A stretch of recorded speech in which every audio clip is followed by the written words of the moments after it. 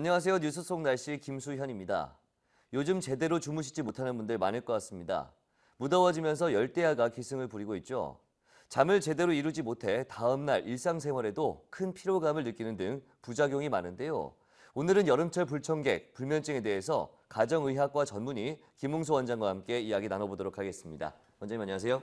네, 안녕하세요. 네, 사실 여름이 되면 불면증을 호소하는 분들이 많이 는다고 들었는데 왜 여름에 이 불면증이 심해지는 거죠? 네, 그 불면증이라는 것은 다음날 활동을 하는데 지장을 줄 정도로 양적, 질적으로 충분한 잠을 못 자는 상태입니다. 예. 대부분 사람들이 살아가면서 몇 번 불면증을 경험하게 되는데요. 통계적으로 3명 중 1명 정도가 경험하며 여성이 남성보다 많고 65세 이상에서 그 이하 연령보다 1.5배 많은 것으로 알려져 있습니다. 하지만 불면증 환자의 5%만 전문가를 찾는다고 합니다. 특히 여름에 불면증이 많은 원인은 일조 시간의 변화 때문입니다. 해가 일찍 뜨면서 이른 아침에 수면 유지에 필요한 멜라토닌 분비가 감소가 되게 됩니다. 새벽에 잠이 깨는 원인이 됩니다. 그 밖에 밤에도 더운 열대야라든가 높은 습도가 불쾌감을 유발해서 수면을 방해합니다. 여름에 해가 길어지면서 활동량도 증가하게 되면 저녁에 근육이 이완되지 못해서 수면이 어렵게 됩니다.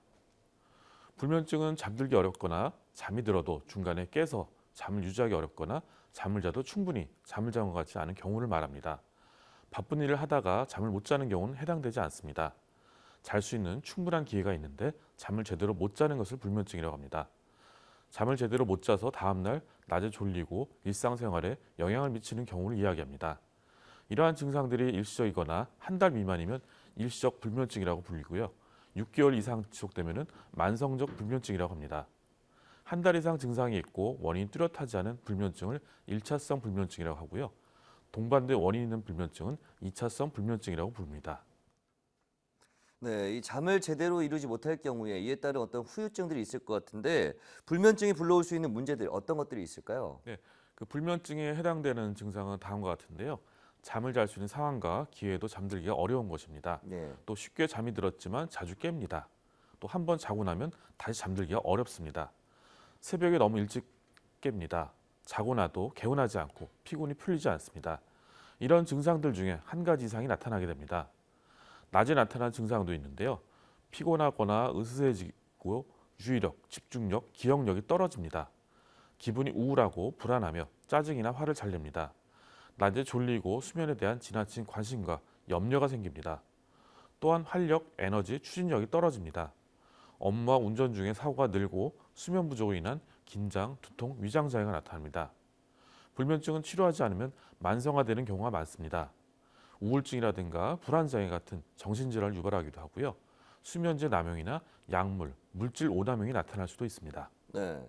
그렇다면 이 불면증은 왜 생기는 거죠? 이 원인 좀 알려주시죠. 네, 그 며칠에서 몇 주 동안 잠을 못 자는 급성 불면증의 경우는 대개 흥분이라든가 심리적, 사회적 스트레스가 그 원인입니다. 예를 들면 중요한 시험이라든가 운동 시합, 사업상 중요한 만남이라든가 부부싸움 등에서 볼 수가 있습니다. 그리고 잠을 자는 환경이나 습관이 안 좋아서 불면증이 유발되는 경우도 많이 볼 수 있는데요. 코골이라든가 수면 무호흡증, 하지불안 증후군 내 특정 수면 질환도 고려해야 합니다. 또 알코올이라든가 부신피질 호르몬제, 기관지 확장제, 진통제, 고혈압약, 갑상선 호르몬제 등의 약물에 의한 불면증도 볼 수 있습니다. 몇 달씩 잠을 제대로 못 자는 장기간의 불면증은 우울증, 불안장애, 정신분열병, 치매, 약물 남용과 같은 정신과적인 문제를 생각해 봐야 됩니다. 또 심장질환이라든가 폐질환이 있는 경우에는 밤에 숨이 차서 제대로 숙면을 취하기 어려운 경우가 있고요. 갑상선 질환이나 폐경기 증상 같은 내분비적인 문제가 있어도 숙면을 취하기 힘들 수가 있습니다. 그 밖에 관절염이라든가 임신, 위식도 역류, 만성 신부전, 천식, 감염, 뇌졸중도 그 원인입니다. 네. 단순히 잠을 못 잤다 이렇게 해서 불면증이다 이렇게 판단하지 않을 것 같은데 정확한 어떤 진단 방법이 있을까요? 네, 그 수면은 휴식과 에너지를 재충전하는 시간인데요.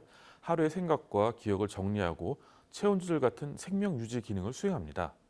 수면에는 1, 2단계의 얕은 수면과 3, 4단계의 깊은 수면이 있으며 깊은 수면을 많이 잘수록 피로 회복이 잘 된다고 합니다.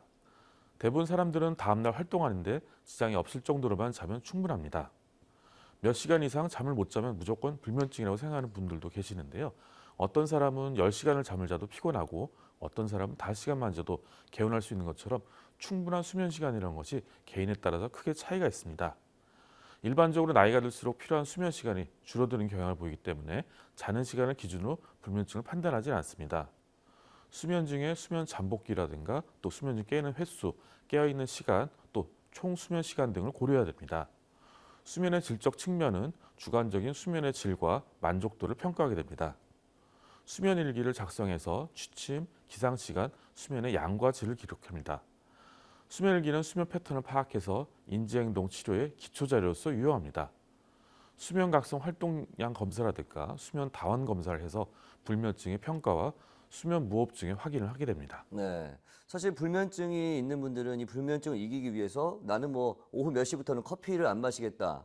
혹은 밤에 뭐 술을 한 잔 먹고 자야겠다. 이렇게 좀 하시는 분도 있는 것 같은데 사실 이게 어떻게 보면 민간요법이라고 볼 수 있잖아요. 이게 어떤 효과가 있을까요? 네, 자기 전에 배고픔을 잊기 위해서 가볍게 뭐 우유라든가 스낵 등을 먹는 것은 좀 도움이 될 수도 있습니다. 하지만 카페인 섭취로 인한 불면 효과가 있는 사람들은 점심 이후로는 커피라든가 콜라, 차 등의 음료수를 마시지 않도록 하는 게 좋습니다. 특히 잠자리에 들기 전에 6시간 동안은 커피라든가 담배, 술은 피하는 게 좋습니다. 술은 수면제의 대용이 될 수가 없습니다. 오히려 숙면을 방해할 수가 있는데요. 술을 마시면 잠들긴 쉽지만은 잠을 자는 중간에 자주 깨어날 수가 있습니다. 불면증이 있을 때에는 잠들기 전에 술을 마시면 안 됩니다. 게다가 졸음을 유발하는 효과도 술을 며칠 마시게 되면 사라지게 됩니다. 결국 나중에는 잠들기 힘든 것은 여전하면서 오히려 숙면을 방해하는 효과만 남게 됩니다. 장기적인 음주는 간질환이라든가 위장질환, 또 심장질환, 또 알코올 중독 등을 일으킬 수도 있습니다. 네. 마지막으로 이 불면증의 치료 방법 그리고 꿀잠 잘 수 있는 방법이 있다면 어떤 것들이 있는지 설명 좀 부탁드리겠습니다. 네, 불면증 치료에는 인지행동 치료와 또 약물 치료가 있습니다. 인지행동 치료에는 수면위생 교육과 자극조절요법이 중요합니다. 수면위생 교육은 다음과 같은데요. 낮잠은 피할수록 좋습니다. 낮잠을 자야만 하는 경우는 일정한 시간에 1시간 이내로 자도록 합니다. 자는 시간과 일어나는 시간을 정하고 이를 규칙적으로 유지하도록 합니다. 하루에 7시간 이상 누워있거나 잠을 자지 않도록 합니다. 너무 오래 자면 건강한 수면에는 방해가 됩니다. 수면 도중 밝은 조명에 노출을 피하고 잠자리에서 일어난 후에 30분간 햇볕을 쬐는 것도 좋은 방법입니다. 침실은 어둡고 조용하고 환기 잘 되고 적당한 온도를 유지하도록 합니다. 자는 동안은 시계를 보지 않도록 합니다. 시간을 알수록 더 의식이 돼서 잠들기 힘듭니다. 일정 시간에 저녁 식사하는 것도 도움이 됩니다. 수면 전 물을 많이 마시거나 과식을 피해야 됩니다. 자극조절요법은 침실 환경과 수면의 관계를 강화하는 것입니다. 누워있는 것을 잠자는 것과 동일하다고 생각하지 말아야 합니다. 말똥말똥 누워있게 되면 오히려 잠이 안 오는 역효과가 납니다. 잠이 안 올 때는 누워있지만 말고 거실이라든가 다른 방에서 휴식을 취하거나 의자에 앉아 있도록 합니다. 다시 잠이 오게 되면 침실로 들어가서 잠을 청합니다. 매일 아침 알람을 이용해서 일정한 시간에 일어나도록 합니다. 침대는 수면을 위해서만 사용하고 침대에서 책을 읽거나 TV 시청, 스마트폰 이용이나 음식 섭취를 금지합니다. 이완요법으로서 자기 전에 명상을 한다거나 요가, 복식호흡을 하는 것도 좋은 방법입니다. 수면에 대한 잘못된 믿음을 바꿔야 됩니다. 잠을 제대로 못 자서 다음날 몸이 힘들어서 생활에 지장이 있을 거라는 생각을 하면 할수록 잠은 더 안 오게 됩니다. 걱정하지 않는 느긋한 마음가짐이 숙면을 돕습니다. 네, 그렇군요. 오늘 말씀 고맙습니다. 네, 뉴스 속 날씨 오늘 준비한 소식은 여기까지입니다. 시청해주신 여러분 고맙습니다.